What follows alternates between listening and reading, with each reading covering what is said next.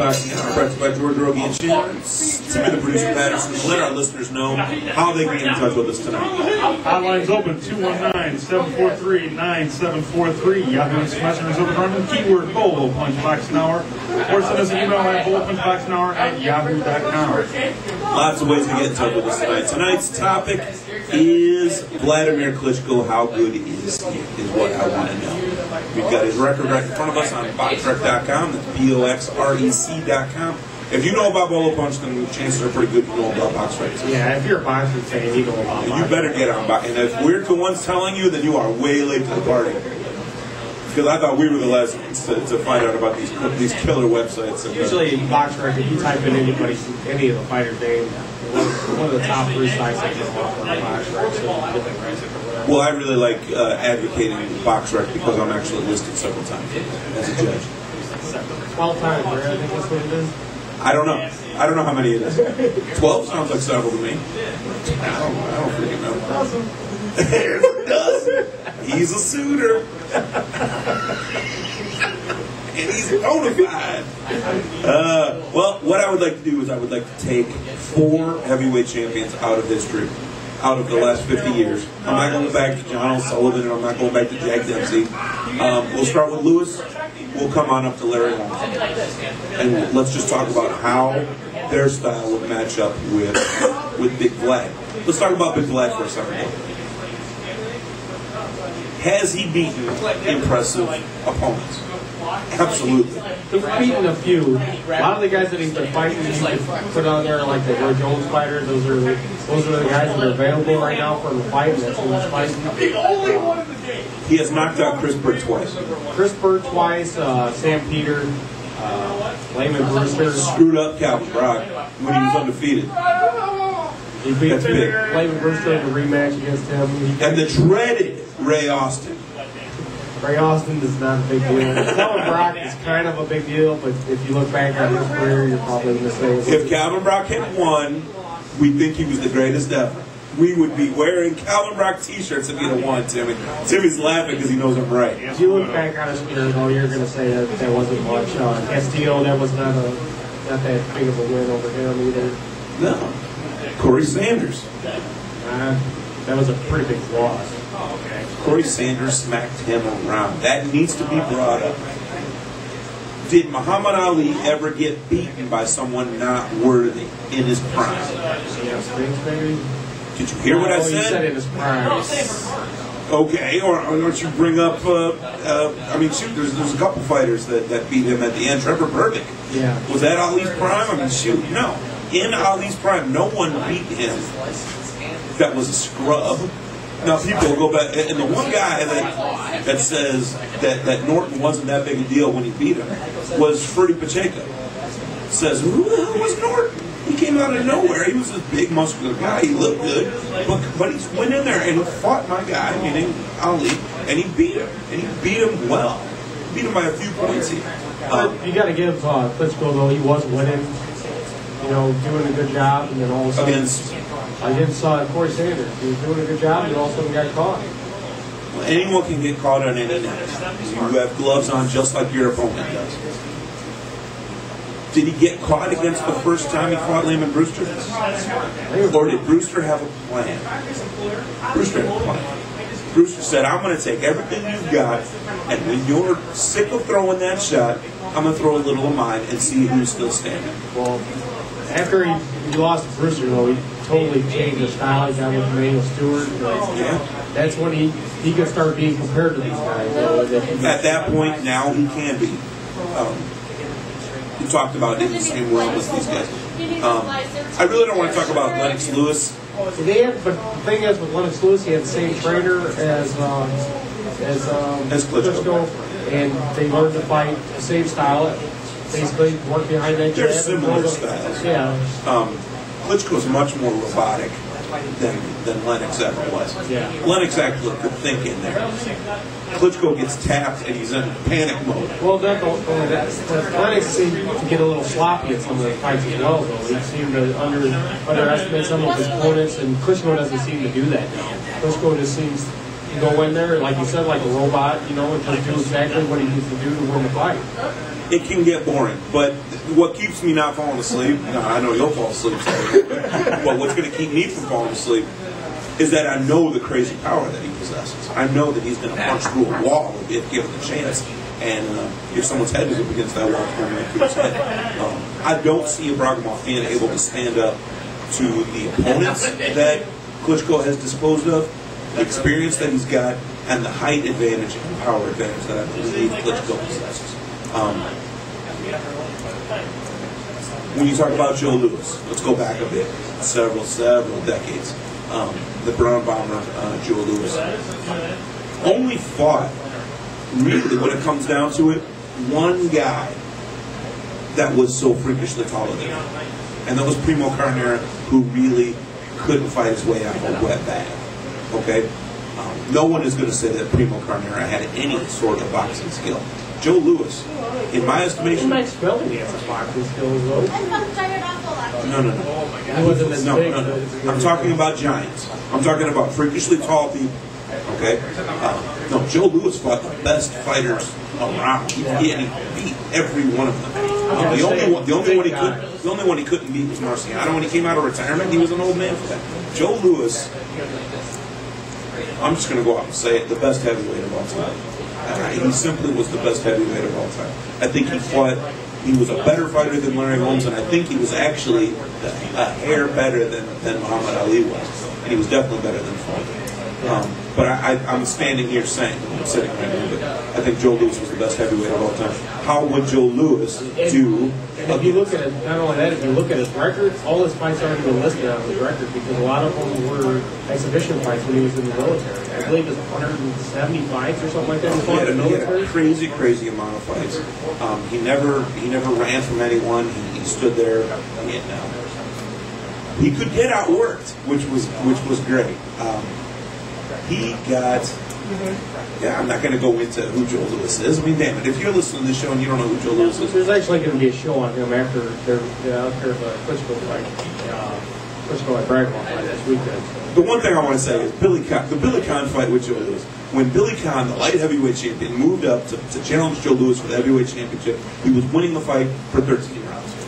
Joe Louis did not know what to do. He was being outboxed. Yeah. Joe Louis is going back to his corner every time saying, dude, I don't know what's going on. His belt is all but gone. And Billy Conn's in the corner saying, I'm winning. And his corner got over. Well, his corner says, do exactly what you've been doing for 2 more rounds, and we're taking the gold home. And for the first time ever, the light heavyweight champion will now be the heavyweight champion as well. And Billy Conn got a little anxious, and in his head, he decided, I'm going to knock out Joe Louis. I'm going to knock him out. I got him right where I want him on my head by like 6 or 7 points. And he went in there and he squared up his shoulders and stood with the big man. He got knocked out himself. He had the cool story, and this is not my story. This is directly stolen from our buddy Burt Randolph Sugar. They asked Billy Conn, why did you stand with the greatest boxer ever, Joe Louis?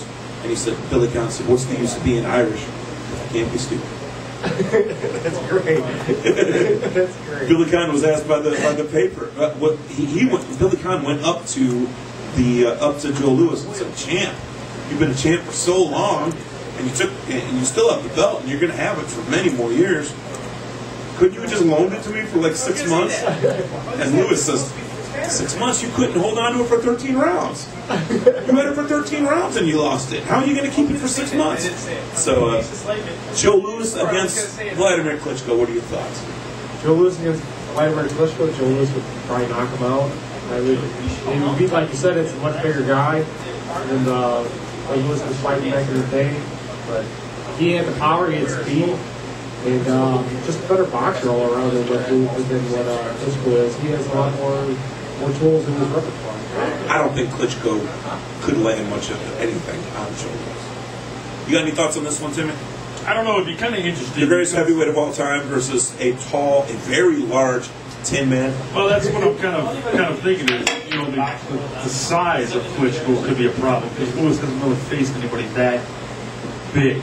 I mean, just the sheer size of these guys. It could pose a problem. Right. I mean, could you see Joe Louis against Vladimir, not Vladimir, but Valov.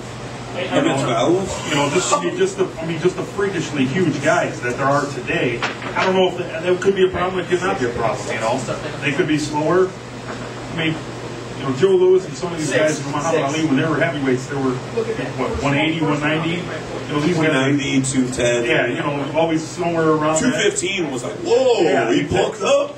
Yeah, exactly. And now these guys, you know, walking around. Huge, you know. Yeah, so I mean, 300. Well, that's why I'm asking. That's why I'm asking. Would Klitschko's size? I mean, shoot. He moved down to 238.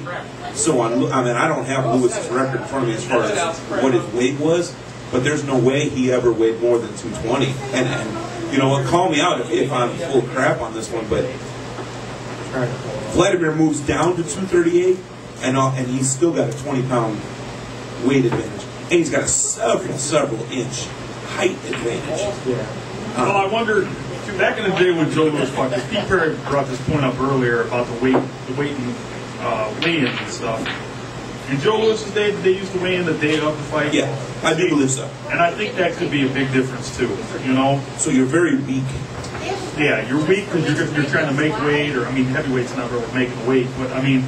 These guys weigh in the day before, then they get to eat and, you know, be all replenished and everything else. Where back in the day, you know, if you had to, you know, try to cut weight and stuff, it made you pretty weak.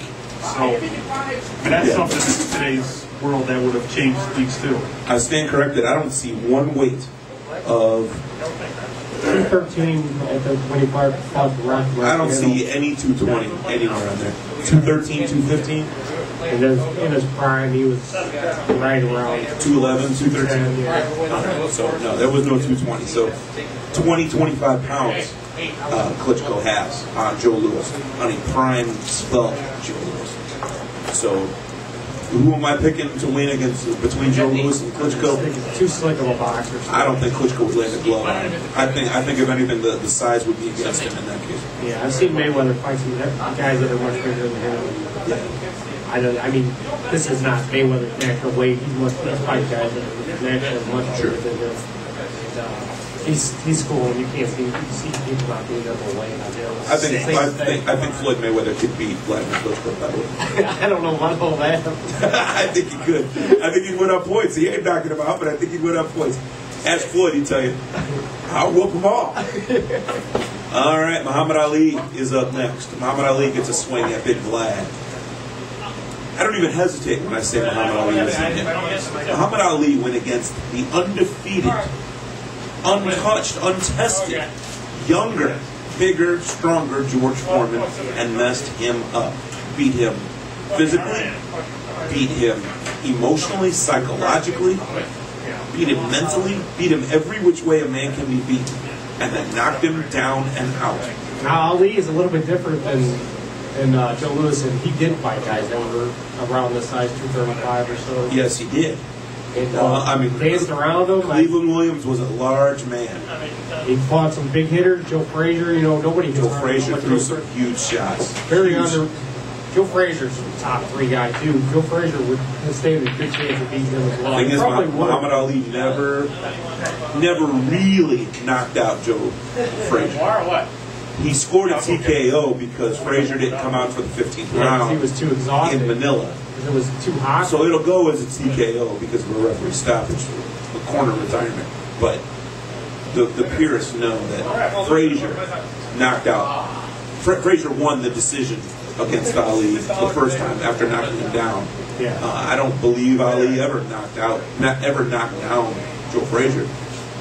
No, but then I know that the heat in that second fight, was in the third fight. Yeah, the third fight played a big factor. And that's why Frazier ended up stopping on the stool. I believe it was like 90 degrees there or something. And they said after about the 10th round, I think it was maybe even the 8th, they were saying they couldn't believe that those guys were even fighting. They were saying the people in the stands could barely even stand to sit and watch the fight because it was so hot. It wasn't called the stands, it was called the sits at that point.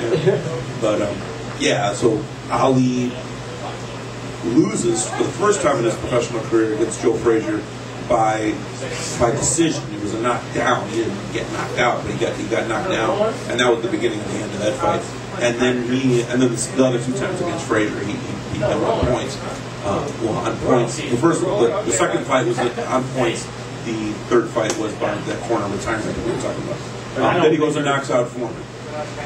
I don't think there's any way that Klitschko could stand up there with him. Ali would just get on that bicycle and dance around, in his prime. And even if he did stand in front of him, he stood right in front of Foreman. Yeah. Foreman did everything he wanted to do. Foreman will tell you to this day, he thought he was winning that fight. He thought, man, every one of these is a point. They're all landing somewhere. They're all a point. And I don't know what the scorecards look like. I'm not sure. I want to know what those scorecards look like. He was pretty well ahead on the card. I'm sure Foreman was winning that fight on the cards. But Ali knew something that only maybe 2 or 3 other people in that whole Zaire stadium knew. Is that Ali knew exactly what he was doing, and he was waiting for Foreman to get gassed. I don't think Klitschko could stand there with Ali. George Foreman, a prime George. I would rather not put the prime George up against Klitschko. I'd rather put the George Foreman of, say, 1991, 1992, where he's doing these, I don't know what year he fought Tommy Morrison, but Tommy Morrison is 93. 93, so that was a little later than I even thought it was. Oh man, yeah. Like right around the time, 91 is what I'm thinking, right around the time he fought Evander Holyfield for the heavyweight championship. I would love for that, because that's, as far as I'm concerned, that is the best George Foreman that there ever was. Fighting in that turtle stance that he had? Oh my God, that old, the mongoose like this, that was what his former trainer, Archie Moore, taught him. Yeah. And Archie Moore, 200 knockouts in his career? I mean, damn. But I mean, yeah, I mean, it was extremely, Foreman was very impressive as a younger fighter, but I think his best stuff came later when he was fighting that clock, when he was fighting the calendar. He just hit so hard, though. I don't think Klitschko still doesn't have rank up there with this guy either. I mean, these are, when you're comparing them to the top fighters of all time. Well, that's what I'm asking. We're putting so much stock on Big Vlad Klitschko right now. Is it warranted? Is it only because he's the best we've got right now, or could he ever be ranked up there with these guys? When you get to like Lennox Lewis and those guys, you don't compare those as top of all time either. Yes. Lennox Lewis is top 10 as far as I'm concerned. He's not top 5. I love when the online guys love, but especially on Yahoo Answers. We're getting some idiots on Yahoo Answers lately. I mean, I love a lot of those guys. I've got a few friends on there, but there are a couple guys that say, "Oh, Lennox Lewis, he would knock out Muhammad Ali." Are you on crack? I mean, please. Oh, these are the same guys that'll say that Holyfield would have knocked out Lennox Lewis. Holyfield would have knocked out Muhammad Ali. Pardon me. I mean, knock out Lennox Lewis. He couldn't do that either. No, I don't know about the young Foreman. I almost want to put Wladimir Klitschko up against the younger Foreman, because I think Klitschko probably could do that. Work behind that jab and beat him. He could possibly do that. I don't know. Foreman was still pretty good even as a young His man. shots were so winging and so way out there that I'm not sure that Emmanuel Stewart wouldn't whisper in his ear, like, you need to just stick that jab in his face on him.